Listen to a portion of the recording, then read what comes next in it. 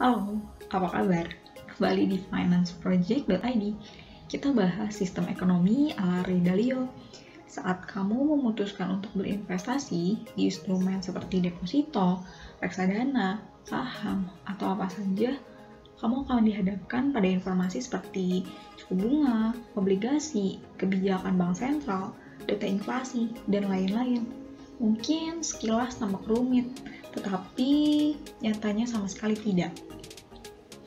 Ekonomi bekerja seperti sebuah mesin sederhana. Meskipun ekonomi mungkin tampak rumit, tapi ekonomi bekerja dengan mekanisme yang sederhana. Ekonomi terdiri dari jutaan transaksi jual beli sederhana yang terjadi berulang kali.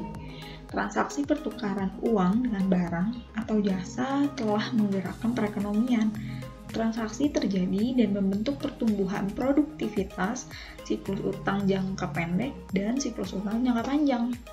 Kita akan melihat ketiga kekuatan ini terletak satu sama lain menciptakan sebuah sistem ekonomi yang akan memudahkan kita melacak pergerakan ekonomi.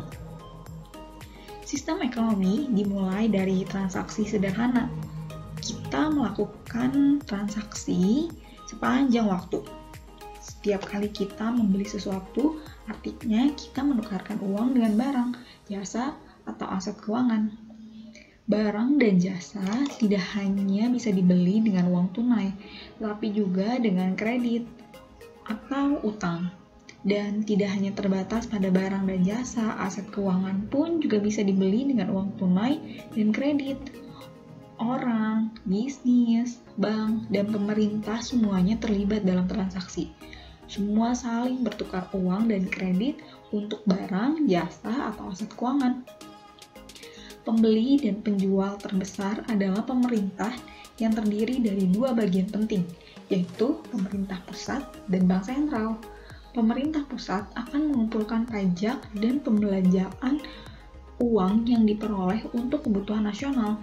Kebutuhan nasional misalnya membangun infrastruktur seperti jembatan, jalan tol, pembangunan pusat kesehatan, dan lain-lain. Sedangkan bank sentral sendiri akan mengendalikan jumlah uang dan kredit dalam perekonomian dengan mengendalikan suku bunga dan merilis kebijakan untuk mencetak uang. Bank sentral adalah pemain penting dalam aliran kredit. Kredit adalah bagian terpenting dari ekonomi saat ini karena jumlahnya yang besar. Kredit dapat membantu pemberi pinjaman dan peminjam berjanji untuk membayar yang disebut pokok, ditambah jumlah tambahan yang disebut bunga. Ketika suku bunga sedang tinggi, pinjaman berkurang karena semua orang tidak mau membayar bunga yang sangat mahal. Ketika suku bunga rendah, pinjaman meningkat karena semua orang suka pinjaman berbunga rendah. Ekonomi berayun karena utang memungkinkan kita untuk mengkonsumsi lebih banyak daripada yang kita hasilkan saat kita memperolehnya. Dan utang memaksa kita untuk mengkonsumsi lebih sedikit daripada yang kita hasilkan ketika kita harus membayarnya kembali.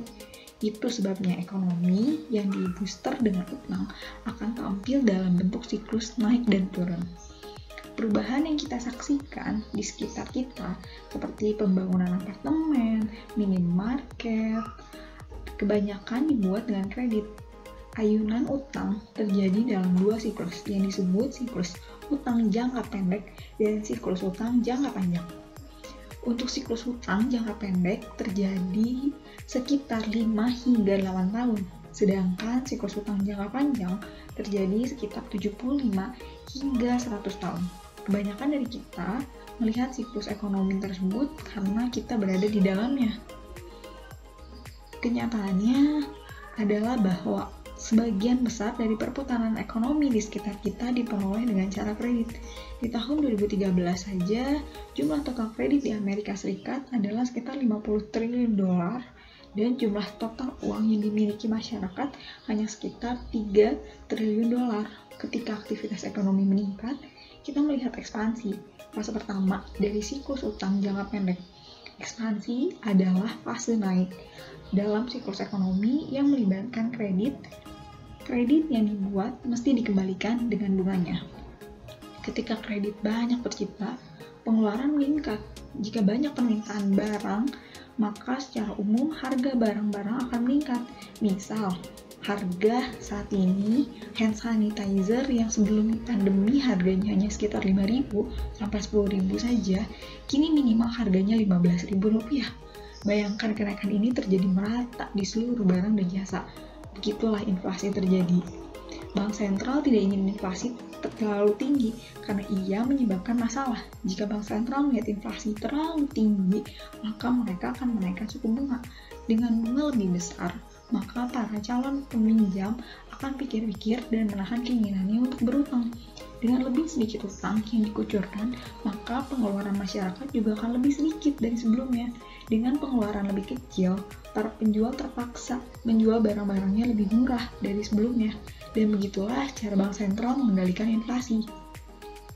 Sebaliknya, ketika kita lebih berhemat, mengeluarkan uang lebih sedikit, harga-harga barang turun, sedangkan pendapatan tetap akan meningkat. Maka itu disebut deflasi. Deflasi yang terjadi terus-menerus dalam 2 kuartal atau lebih, artinya seluruh aktivitas ekonomi menurun, maka kita mengalami resesi. Jika demikian, maka bank sentral akan menurunkan suku bunga untuk memikat calon peminjam. Pinjaman dengan bunga kecil akan menarik bagi banyak orang, seperti yang kamu lihat, ekonomi bekerja seperti mesin. Dalam siklus utang jangka pendek, bank sentral berperan besar untuk menaikkan suku bunga dan yang mempengaruhi para calon peminjam. Kebijakan bank sentral untuk menaik turunkan suku bunga mempengaruhi ekspansi atau kenaikan dan kontraksi penurunan ke ekonomi secara umum. Secara umum, orang-orang menjadi lebih percaya diri saat semua kondisi terlihat mendukung. Di saat ekonomi sedang ekspansi, harga saham melonjak naik, harga properti naik, inflasi terjadi. Semua orang bisa dengan lebih mudah mencari nafkah dan mendapat tambahan penghasilan. Saat euforia sebenarnya adalah saat-saat yang menegangkan. Karena resesi mengintai, di titik euforia biasanya orang-orang percaya diri untuk menambah utang. Di saat krisis keuangan yang dahsyat seperti pada tahun 2008, orang-orang tidak mampu membayar beban utang yang terlampau besar.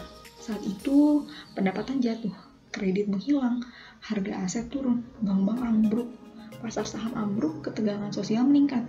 Krisis yang parah disebut juga dengan deleveraging. Dalam kondisi ini, bank sentral tidak mampu meningkatkan ekonomi dengan menurunkan suku bunga. Para peminjam yang hampir dinyatakan gagal bayar melakukan rekonstruksi. Pengeluaran dikurangi, bisnis-bisnis bertumbangan, pengangguran meningkat. Dengan begitu, penerimaan pajak pun berkurang. Padahal banyak sektor yang membutuhkan perhatian pemerintah pada saat deleveraging. Jika sudah terlalu kacau, maka bank sentral akan mengeluarkan kebijakan untuk mencetak uang. Uang yang dicetak kemudian akan dibelanjakan obligasi negara dan aset keuangan. Hanya itu saja. Di saat itu obligasi akan naik nilainya, dan ini adalah saat yang menggembirakan bagi para pemegang reksadana obligasi negara. Dengan begitu, pemerintah punya cukup uang untuk membiayai kebutuhan rakyatnya, seperti memberikan bantuan langsung dan program stimulus ekonomi. Ini akan menurunkan total beban utang masyarakat, namun akan meningkatkan utang pemerintah. Kebijakan mencetak uang ini mesti dilakukan dengan hati-hati karena peredaran uang yang terlalu banyak akan menyebabkan hyperinflasi. Pemerintah akan bekerja sama dengan bank sentral bersama-sama menciptakan kebijakan yang akan menimbulkan pertumbuhan produktivitas. Singkatnya begini, saat ekonomi sedang ekspansi, kamu bisa melihat bahwa pasar saham sangat menarik. Namun, saat ekonomi sedang resesi, maka reksadana obligasi bisa menjadi pilihan. Oke, bye-bye.